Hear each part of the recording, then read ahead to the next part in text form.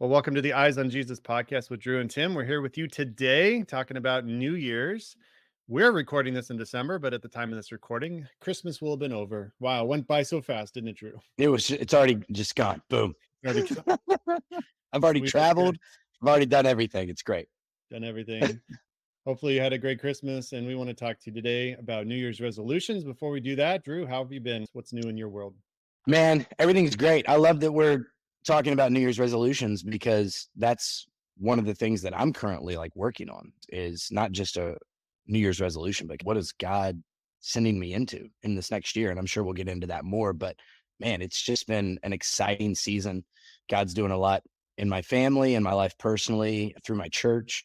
And it's been really cool to see just a lot of good things, man. Nothing to complain about. Very blessed, very excited to see these kids' faces light up on Christmas, like you said, which is already passed. And yeah, it's a good time. How about you? What's going on with you? Yeah, it's been a good season so far. We finally hit cooler weather here in Arizona. It just took us until December to get here, but now we're What like, is, this is it's cooler weather, yeah, 60s. 60? Okay. All 60s, right. overcast. Yesterday it was overcast with some rain. So hey, that's good. That's great for us. We love that. If it gets 50s or 40s, it's way too cold for me. So I'm in the perfect range of 60s to 70s, which it Okay. should stay through that. It doesn't go lower than 50s for a high for sure around here. Okay. But for the most part, it's been great. We had a good Thanksgiving, and for Christmas, like our we talked to previous episode about traditions for Christmas and stuff. And right off the bat, after Thanksgiving, we started watching Christmas movies because I found other years it'd be like the third week of Christmas, and we're like, man, we haven't watched anything yet.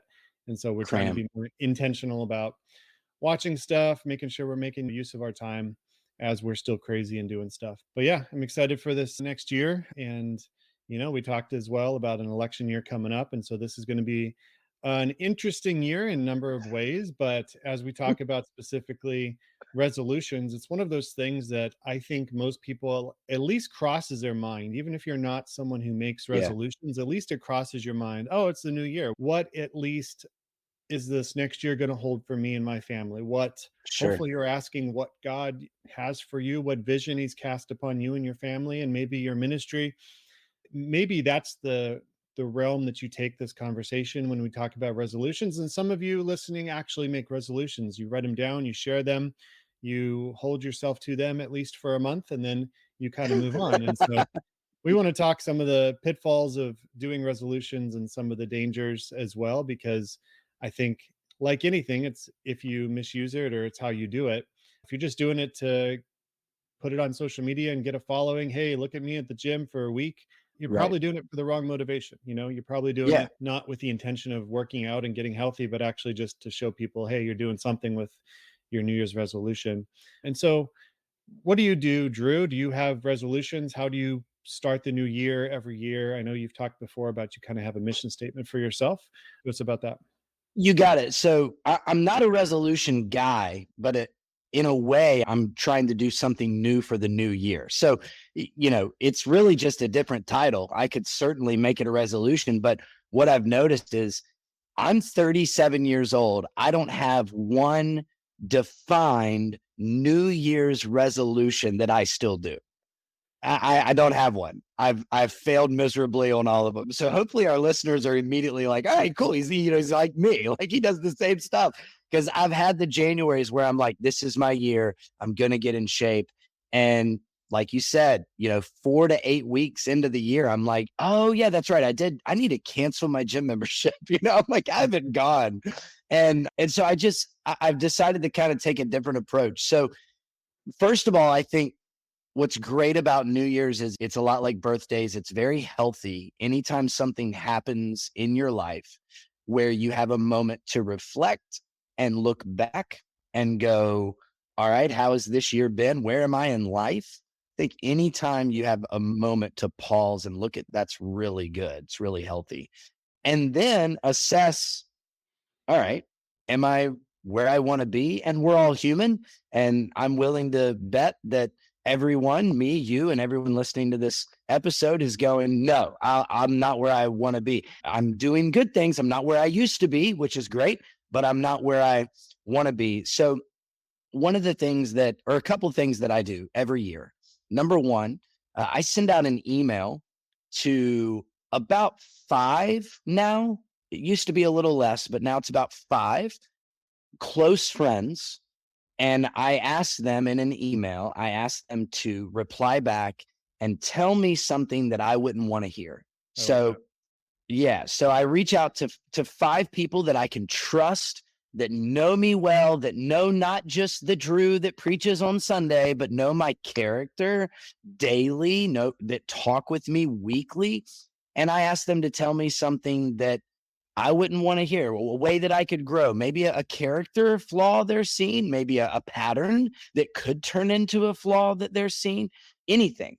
And out of that 5, I usually get 3 or 4 of the 5 that come back with, "Hey, here's something maybe you could look at heading into the new year." And I greatly value that because I always want to get better. And I believe that no matter how high you get in leadership, you're going to have blind spots. You're going to have some challenges that you don't see. So that's Yeah. one thing that I do that allows me to kind of have some perspective, kind of allows me to be humbled a little bit heading into the new year. And then the other thing I do is, and I completely got this from one of Craig Rochelle's books. I've been doing this for about 4, maybe 5 years now. I write what I call I am, I do statements. And this is where I write down what kind of person, what kind of leader, what kind of dad, what kind of husband I want to be in the new year. And so I say, like this past year, I'm a bold, consistent, disciplined, forward thinking, and intense leader who surrenders each day to Christ. So that was my I am statement, right? Yeah. So that's a lot going on there. And then I say, well, based on that, what do I do? And what I noticed in my life this time last year is there were some mornings I would get up when my alarm went off. There were some mornings that I wouldn't. But if I'm going to be a bold, consistent, disciplined leader, I got to get up on time. So Yeah. I had my I am statement, and then my I do was I get up on time. I don't waste time. I serve my family and control my tongue. I progress forward and I point others to Christ. So I have my I am and my I do. And every morning my alarm would go off. I would go, "Oh, I'm a bold, consistent, disciplined, forward thinking, and intense leader who surrenders each day to Christ. I get up on time and I don't waste time." I'd get up my phone, turn my alarm off, and I'd get up and I'd go do what I need to do, knowing that's who I am now. And so I had to speak that over my life and speak that into my heart, really, before I was those things, Yeah. before I could really stand by it. So that's one of the things I'm currently working on heading into this upcoming year. I'm going to have a new I am, I do statement. I already know that it's going to revolve based on my prayer life. It's going to revolve around authority and the authority that I speak with, but also where that authority comes from. And so I don't have the verbiage completely worked out, but I know that's the direction God's leading me. So that's where I've kind of taken New Year's resolutions with the help of some books, with the help of other leaders, and with the help of some friends. And it's all in hopes that my 2024 would be better personally, which I think would then bleed into the lives of those that I influence and those that are around me, and that we would have a better 2024 than 2023. Yeah. So I like that's where that. I'm at. Very intentional, and it's something you do throughout the year. It's not just, for a week or a month. I think a lot of the point is if you're going to do something, do it well and do it with intention Sure. and do it Mhm. not just to have a goal, but do it to win and knowing that you're going to wake up on those mornings and not want to do it. But at the same time, that goal should drive you forward to keep pursuing it and having other people that hold you accountable. And I Yeah. pulled up an article, it was the top on the search on New Year's resolutions, and it was 19 mind-blowing New Year's resolution statistics. So of course I had to click it because I want Yeah, my you have mind to. blown. We're not gonna go through all 19, but just for fun, I think it's interesting, first of all, that it says the Babylonians made up the first New Year's resolutions about 4,000 years ago, not on the 1st of January, but mid-March when they celebrated the spring harvest festival of barley called Akitu. So those Oh, the people that Festival of Barley. I forgot that's coming up. so That's people that that's say big that, time. Christmas is pagan, well, New Year's resolutions, you could make a claim that those are pagan too. So why do them? Yeah. Yeah. Almost any holiday people love to call that they're pagan. Oh, So anyway, I thought of that was course. funny. Babylonians came It up with it is. supposedly, but the main statistics are that 38.5% of US adults set New Year's resolutions every year. 59% of young adults 18 to 34 have New Year's resolutions. 48% of those want to exercise more. 23% quit in the first week, and only 36% make it past the first month. And 9% overall successfully keep their New Year's resolutions. So, No, gosh. kind of a joke now that you just make them in order to break them, at which it Yeah. goes down to what's the point, right? Why are 91% of people making these resolutions if they're going to break them within the first month?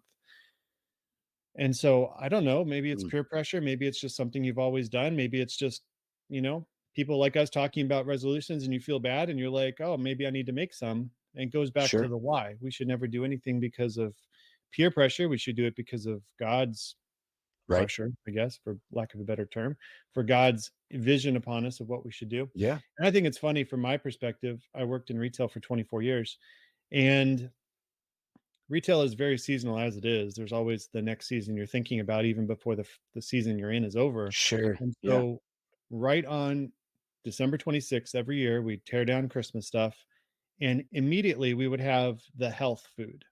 We would have the freezers that were filled with healthy choice. The very front display was always like promotional. And now we would tear down the whole thing. It would be healthy Wow. chips. It would be like sparkling water. It would be, Move all the candy to the back. No yeah, one's move it coming all to for the that back. stuff. Yeah. Yeah, you'd have such a Mm, big push of all the healthy stuff. And then we'd have way too much inventory of it all after we took it right. down. But the funny part is we took it down like second or third week into January. And not just for anything, but we took it down for Super Bowl. And you can Wow. imagine all the Super Bowl stuff that comes in is the complete opposite of all the healthy stuff. So that front display that was all healthy Yeah. stuff is now Lay's chips and Cheetos and soda and beer. And it's just like, man, because you're telling people, yeah, those New Year's resolutions to eat healthy and to work out. Now look at all this cool stuff you can buy that just helps you do the complete opposite. And so I think Yeah. some of that in my anecdotal example is something we see in culture is that it's always about the next thing. And so whatever you commit to is always, I think, in lieu of the next big thing. And so Yeah. going back to, if you're going to make those commitments, if you're going to say that this is what's best for me and my family, then you really need strategic steps in order to see it through. You need a habit. You need something that you see every day, something you say every day, something that's at the forefront of your busy life, because those are easy to forget about. So if your spouse isn't behind you, if your kids are eating junk food while you're trying to eat healthy, then it's a lot harder to keep those things going than it is if your whole family's behind it. If it's something you're, like we're pastors, if it's something like others on our leadership team are doing, it's a lot easier to do it together. We always do it. And most churches, I will want to say I see a lot of churches do it, is a fast during January. And we do Right. one usually around the 7th to the 28th, a 21-day fast. Some people do a 30-day fast. And that's one of the things I think coming out of the new year, where we set aside time, whether you fast the entire 21 to 30 days or not, whether you set aside time to fast something in order to seek God, in order to clear your mind of the craziness of life coming out Mhm. of a holiday season, and to really set a vision for what God has for you for the next year. And so I think that's a great thing to resolve to do if we're going to talk about resolutions, is to fast more or to fast for a specific period of time. Maybe you don't know on January 1st what you want to do. And so you're going to set aside time to fast and seek God to see what he has to say before you actually just throw some random things on paper. Well, I probably should do this. I probably should eat less sugar. I probably should go to the gym, but your heart's Yeah. not really. Right. I think that's a great perspective, right? We want to make sure that whatever we're putting into our life, whatever we're planning out for our life, that we go to the right source, and that's not ourselves. So we definitely want to make sure that we're consulting the creator of the universe. That would make sense. And then secondly, can we create goals that are like achievable? I'll have people come up to me and be like, you know what, Pastor Drew, I've decided this upcoming January, I'm going to read the Bible. That's my New Year's resolution. I'm going to read the whole Bible. And I'm like, in a month? And they're like, yeah, I've got this 30-day reading plan. I'm like, how much do you read now? Oh, I don't. Okay. That's not going to work. You're going to get to Leviticus and give up, hon. Like that's not going to work. So why don't we start with achievable goals? So that's like the Christianese kind of thing. Then there's like, okay, I'm gonna go to the gym, right? And what people will do is think that they're gonna get into the gym and they're gonna feel as strong or be as strong as they were the last time they were in the gym, which may have Yeah. been back in high school or college, Yeah. which I can just tell you from experience, not the case. All right. Not Yep. how it's going to work. And you'll sit there and go, oh, I'm going to go to the gym every day. That's my goal. I'm going to go to the gym every day. Monday, Tuesday, you're in the gym. Wednesday, you're a little sore. It's rainy and cold outside. You don't go. Guess what? Now you're like, see, I just can't stick to anything. And now you've got a negative narrative in your Yep. head, and you end up ruining it.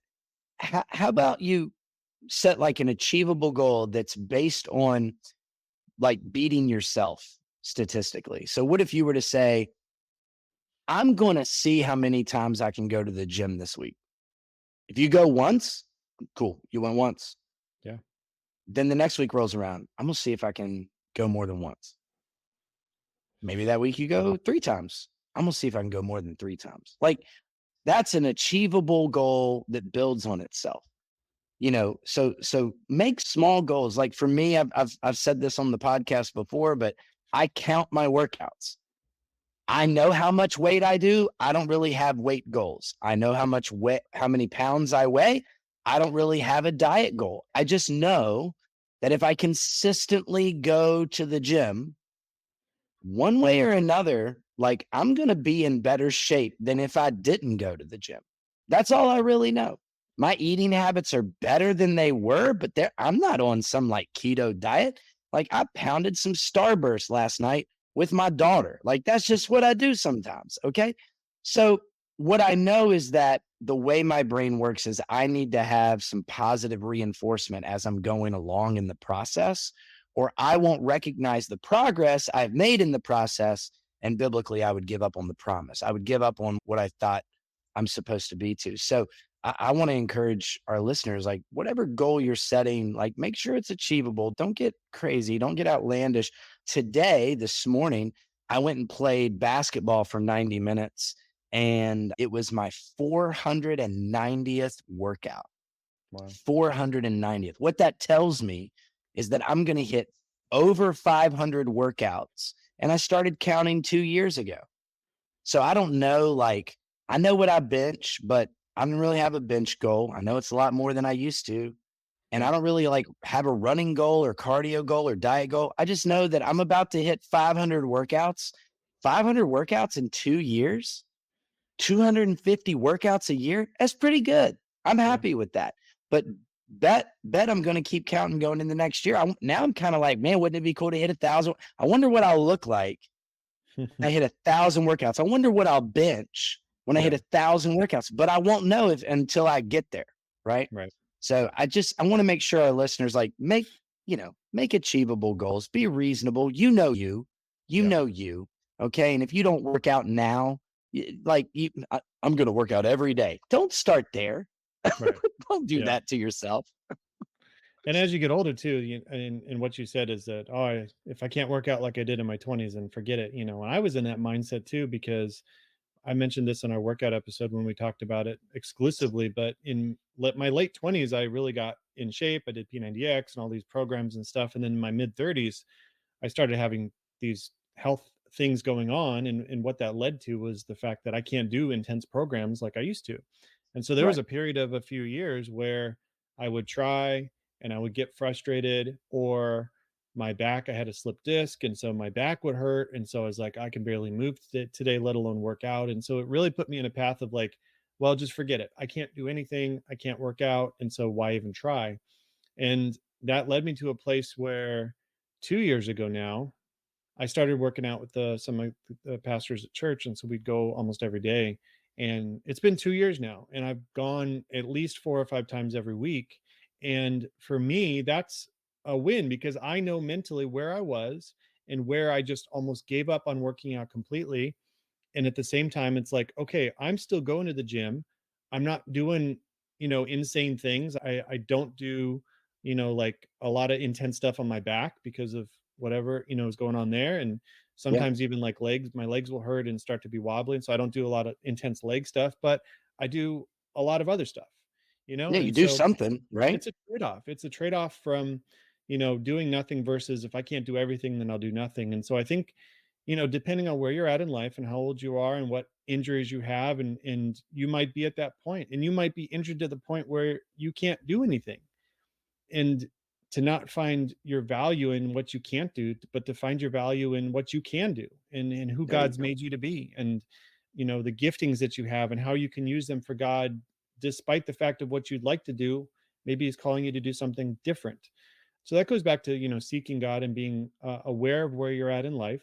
And I can imagine when I'm in my 60s, I'll be in a different mindset where, man, I wish I could work out like I was 20 years ago, and it'll be a whole new set of problems, right? Of Right. both medical and physical, and Sure. no.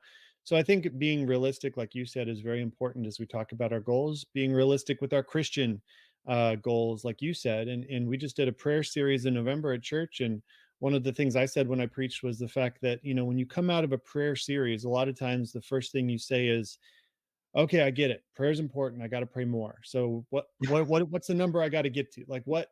Right. Just tell me so I can do it. Just tell me so I can get it done, right? So I'm at 5 minutes a day. Are you saying I got to bump my numbers to 10? Like just make it so clear so I can get this done and be a good Christian and go about my day, right? That's kind of our mindset sometimes, is Yeah. especially if you're like a doer and you're organized and you just want to say, okay, how long do I need to read my Bible? How long do I need to pray? How often do I need to go to church, right? Yeah. How often do I need to serve, right? All these things that we say we're supposed to do. And if you're asking those questions, like your heart's probably in the right place, I'm guessing, but at the same time, you're asking the wrong question, because things like prayer and Bible reading is not about numbers. It's not about Right. doing what someone else is doing and modeling their behavior. Prayer is about relationship. And so, prayer specifically, when Totally. you talk about prayer, it should be your desire to pray. And so, even if you have a minute a day that you get to pray to God, that's something you're looking forward to. It's something that you're anticipating. It's something that you just can't wait to get into His presence and pray. And then, as you pray without ceasing, as the Bible says, you just look for opportunities to pray throughout the day. So, it's not just, That's I right. did my 10 minutes in the morning, I'm not going to talk to God the rest of the day. No, it is a lifestyle of prayer. So, prayer should be our first step and not our last resort. And oftentimes we do everything else in order to get Right. to the place where, all right, I've tried medicine, I've tried the doctor, I've tried friends, now I'm going to pray. What if we just Yeah, we prayed first? become 911 Christians, right? What if we just prayed first? What if that was our mindset? And so that's one of my commitments, call it resolution or not, for this next year, is to have a lifestyle of prayer, to make sure that it is something that I think about, that I look forward to realize that you never inform God of anything, right? You never tell him something he doesn't Right. know. But he wants you to pray, and the Bible is very clear that we should pray because it is a relationship Mhm. and because he desires to hear from his children. And so that's what was impressed upon me coming out of this prayer series. And for fasting specifically, that's something I started. I fast every Thursday, just breakfast and lunch. And so I'm going to really commit to doing something that hurts in a good way, doing Yeah. something that's not just routine. I just do it every Thursday and I can get through, I can make it till dinner. It's not a big deal. I wanted to do something that actually strips away the desire, even if I have to fight through a headache, and even if I have to fight through caffeine withdrawal or whatever that happens with fasting, with the goal of being, God, I desire you more than these things.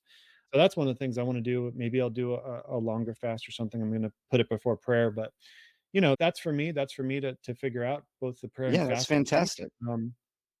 But for you listening, it's one of those things that, wherever you're at in life, and if you have 5 young kids and you're at home and you can barely make it through the day, without going insane, and you just looking forward to the 30 minutes of vegging out on the TV before you get to go to bed. I mean, you're in a different stage of life. You're in a position Yeah. where, you can't do what a retired person can do and read the Bible for 2 hours in the morning, right? Like, oftentimes we look at what other people are doing and we start to, diminish what we're able to do. But man, God just desires those 5 minutes you give him. If that's all you got, and he knows your life is crazy and you're busy, Yeah. um, like that should be a time of distraction-free purpose, right? Yeah, I think what you just brought up is really valuable. So, I think it's challenging right now for people to feel like they're doing okay.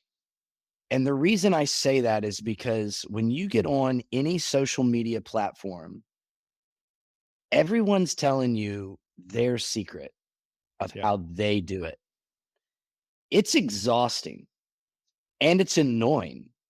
You've got Grant Cardone, who, by the way, I think he's a walking scam.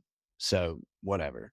I can't stand I that don't even guy. know this guy, so I'll take your word for Yeah, you should look him up. He's a walking tool. But anyways, um, he's like, hey, I don't buy my house. I rent my house. You should never buy your house. You should never pay the bank. You should rent your home. And then you know what you should do? You and three other people should go in and buy a 500 home apartment or whatever complex and rent those out. And I'm looking at our economy right now, and I do real estate. And I'm like, I think that's terrible advice. It's terrible.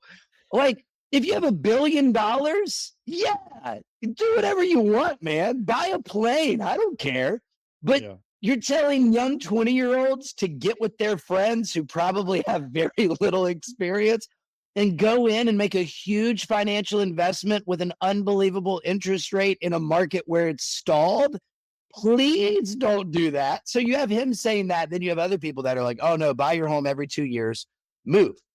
Every 2.5 years, just buy your home every 2.5 years, move. And you'll make 150 to $180,000 every single time, which, my wife and I have kind of done that, not planning it, but we've kind of done that in the last 10 years. And I'm like, oh, I could see how that could be helpful.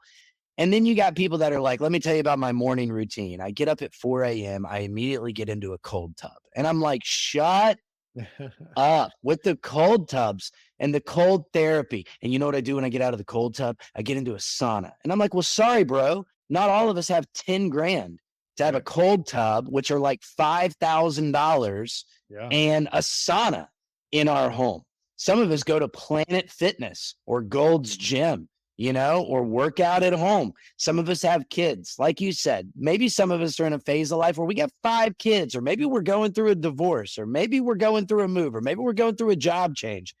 How, you want me to get up at 4 a.m.? It's like, all right, so let's all just take a moment and recognize that what Tim said is really profound, in that your job is not to look at what someone else is doing, whether it be their pattern of life or their New Year's resolution, and attach yourself to it. Yeah. That's not your role. Your role is to go before the Lord and say, what would you have me do? And here's the thing, man, about like prayer and relationship. And, cause you said, I want to get more into that. And so many people are like, I just don't even know where to start. I don't know how to pray. And part of me is really tired of that excuse. I've used it before and I'm tired of it. Yeah. It's all about the relationship. And if I told you that I was married to my wife for 10 years, but we never talk, if I told you I was married to my wife, but we never sat at the dinner table together, if I told you I was married to my wife, but we're never in the same room, all right, you might be married, but are y'all in a relationship? I mean, Yeah. that's kind of tough to explain. I mean, you're my friend, Tim, but like, what if I didn't even have your number? What if we never talked? What if we never texted?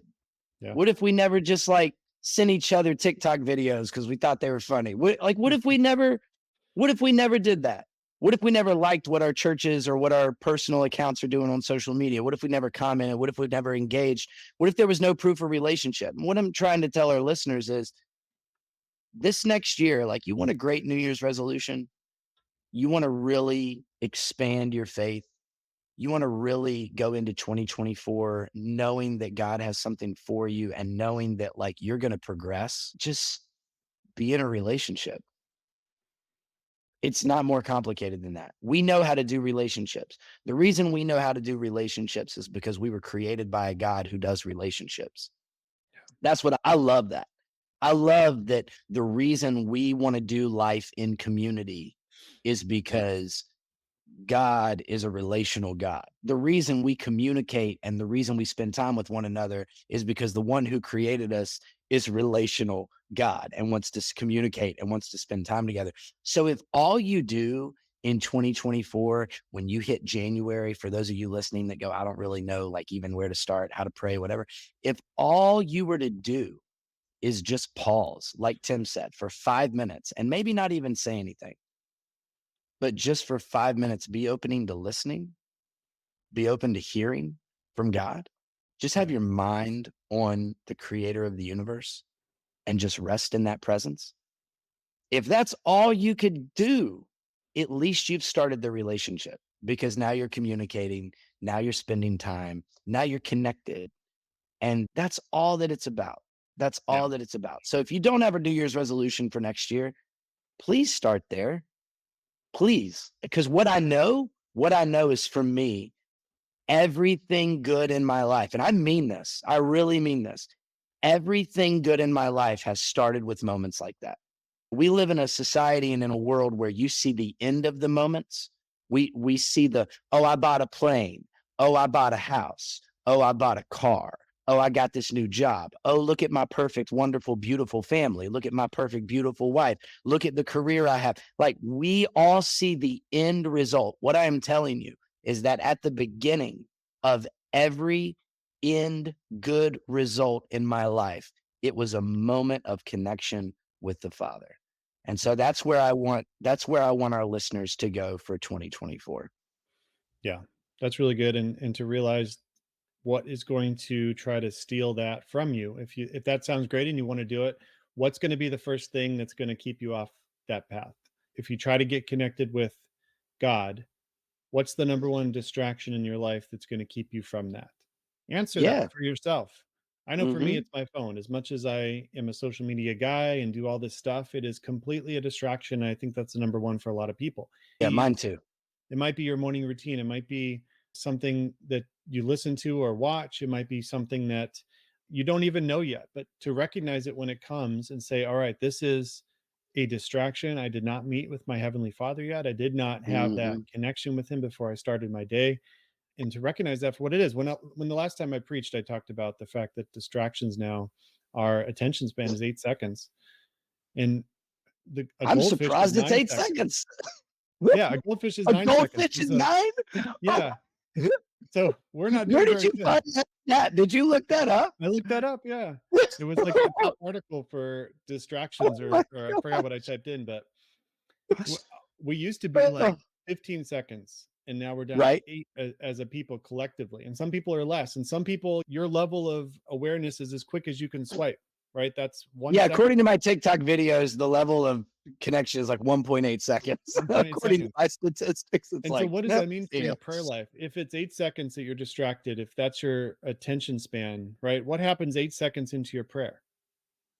Your mind is gonna go Ooh, on to, I still have this in the dishwasher. I need to order this on Amazon. I got to take the kids here in the afternoon. Your mind that's really instantly is good. going to detach from prayer after 8 seconds because that's how we're wired. That's what social media is doing to us. Whether we realize it or not, it's happening passively. Mhm, And mhm. so that will hurt your prayer life just naturally.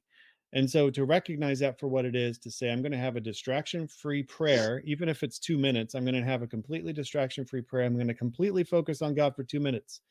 And it might be really hard at first. I know it's hard for Yeah. me. Like, whatever, I'm a pastor and have all this stuff. And no, it's hard for me. Like, we do a prayer hour on Mondays as pastors, and we just walk around the sanctuary for an hour, right? That's a tough hour to focus on prayer. And I get distracted throughout that hour multiple times, Especially if you've had a rough weekend. especially if it's a rough weekend. You just want to talk about whatever congregant stuff happened. Right. And so also when I say I fast, you're supposed to pray when you fast. There's days I fast and I never pray. So that's me being real Mm, with you guys just to say that, hey, I get it. It's yeah, not easy, but at the same time, I'm not going to stop fasting. I'm not going to stop praying just totally. because I fail. I'm going to Yeah, push forward and recognize my weakness and ask for God's strength and His Holy Spirit to cover the areas that I feel like I'm weak in. that's fantastic. So I wanna know from our listeners what their New Year's resolutions Yeah, are. let us know. So the way that they can let us know is they can email the show at eyes on Jesus podcast at outlook.com. Of course, you can always go to any of our social media profiles, whether it be Facebook or TikTok or Instagram, and comment, post there, and let us know what your New Year's resolutions are. I'd love to know how many people are jumping on, maybe just trying to spend some time in prayer. I also want to know how many people are getting into the gym. Yeah, Because I want to keep track. Like, if you're getting into the gym, I'm going to follow up with you in February. Like, I want to there you go. know. Let us I want to know. know if that's you. But yeah, really excited to see what comes from this. And as always, until we talk to you, go with God, grow in discernment, and keep your eyes on Jesus.